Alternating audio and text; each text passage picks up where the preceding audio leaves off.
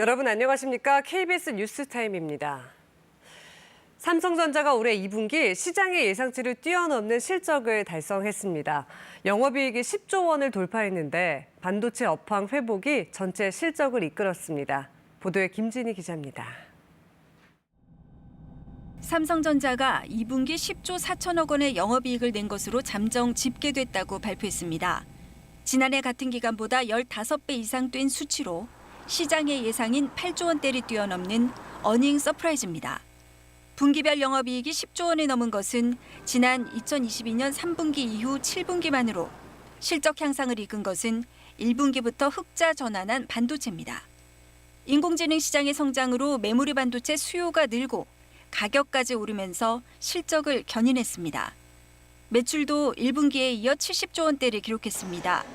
2분기 매출은 74조 원으로 지난해 같은 기간보다 23% 증가했습니다. 이제 시장은 삼성전자의 5세대 고대역폭 메모리 HBM을 주시하고 있습니다. 삼성은 AI칩 선두주자 엔비디아의 품질 검증을 받고 있는데 이 테스트를 통과해 납품까지 성사된다면 실적은 더 개선될 전망입니다. 한편 LG전자도 오늘 2분기 실적을 발표했습니다. 영업이익은 1조 1천억여 원으로 지난 2분기보다 60% 이상 늘었고 매출도 8.5% 증가한 것으로 잠정 집계됐습니다. 생활가전 판매와 B2B 사업 등이 성장을 견인한 것으로 분석되고 있습니다. KBS 뉴스 김진입니다. 오늘로 예정됐던 22대 국회 개원식이 무기한 연기된 가운데 여야는 해병대원 특검법을 둘러싼 공방을 이어가고 있습니다. 문예슬 기자가 보도합니다. 해병대원 특검법이 야당 주도로 국회 본회의를 통과한 가운데 여야는 특검법을 둘러싼 공방을 이어가고 있습니다. 국민의힘은 민주당이 여야 협치라는 의회 민주주의의 기본 원칙을 헌신짝처럼 내팽개치는 폭주를 했다며 공세를 폈습니다.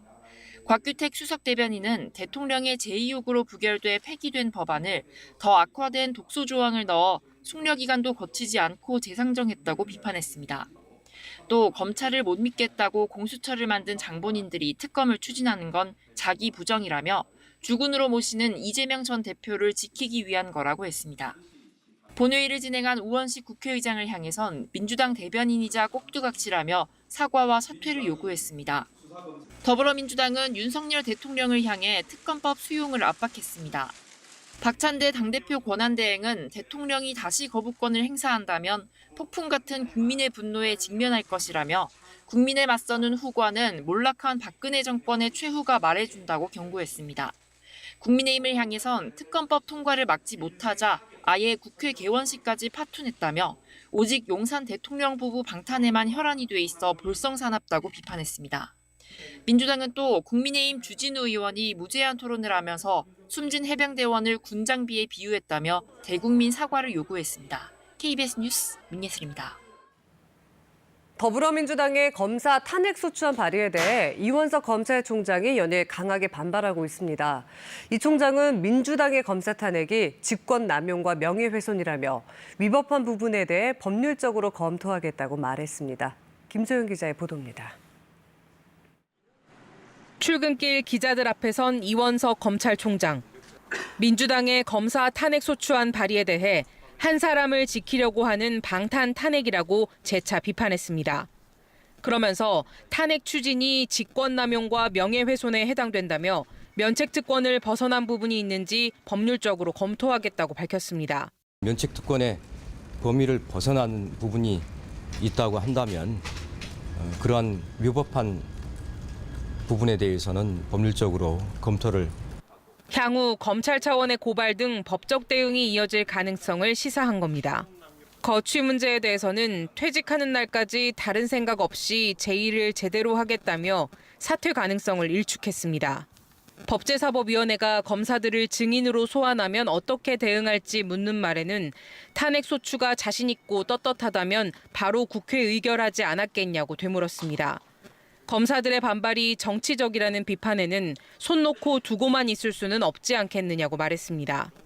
이 총장은 어제도 검찰 원례회의에서 상대가 저급하고 비열하게 나오더라도 위법하고 부당한 외압에 절대 굴복하지 말라고 검찰 구성원들에게 당부하기도 했습니다. 한편 쌍방울 대북 송금 사건을 수사했다가 탄핵 소추 대상이 된 박상용 수원지검 부부장 검사는 오늘 민주당 이성윤 의원을 명예훼손 혐의로 고소할 계획입니다.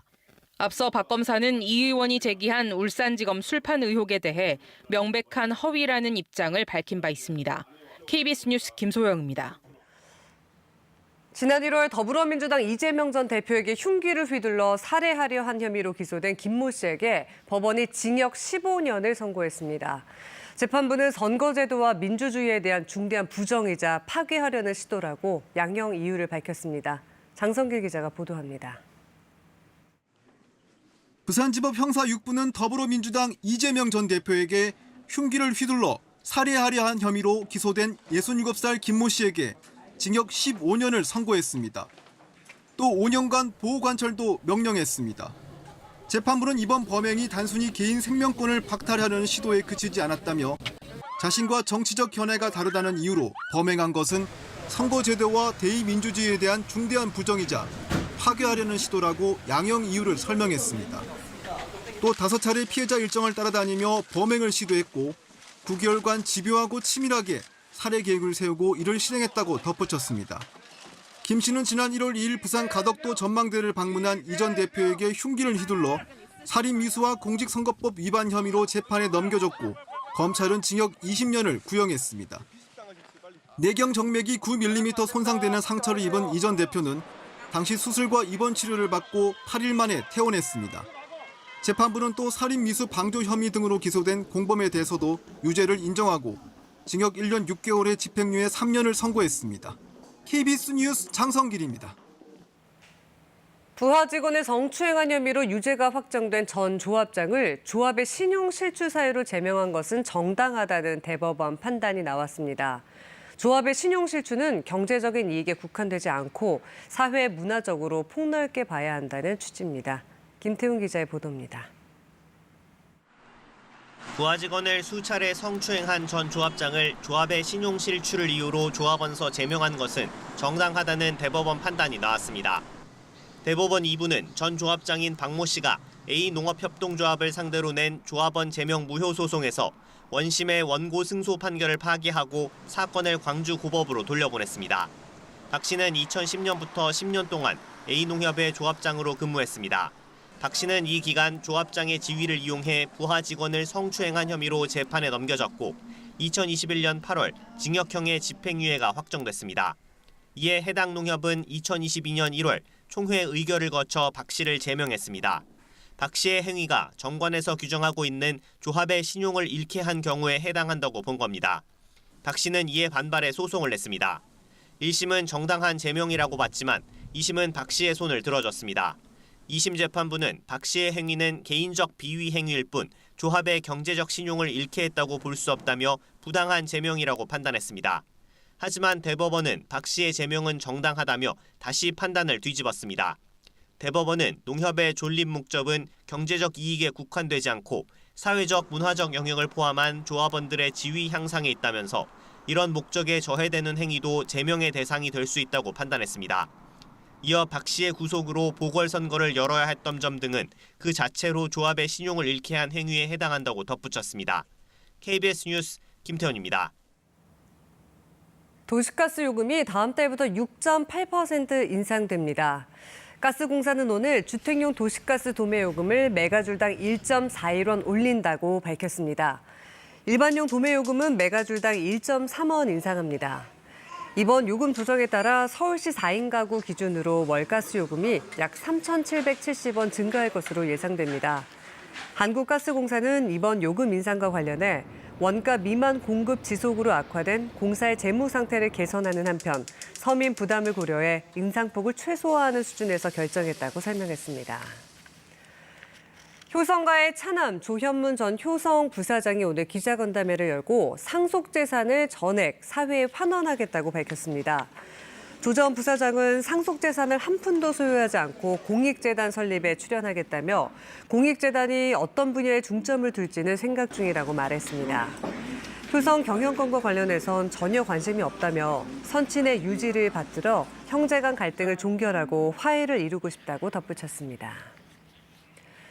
쇼핑 이커머스 업체들이 공정거래위원회 실태 조사를 받게 됩니다. 공정위는 오늘부터 쇼핑 이커머스 40곳을 대상으로 사업 구조, 거래 실태와 관련한 자료를 제출받아 서면 실태 조사에 들어갑니다. 조사 대상은 오픈마켓과 소셜커머스, 홈쇼핑과 라이브 쇼핑, 중국 전자상거래업체와 중개거래업체 등 모두 40곳입니다.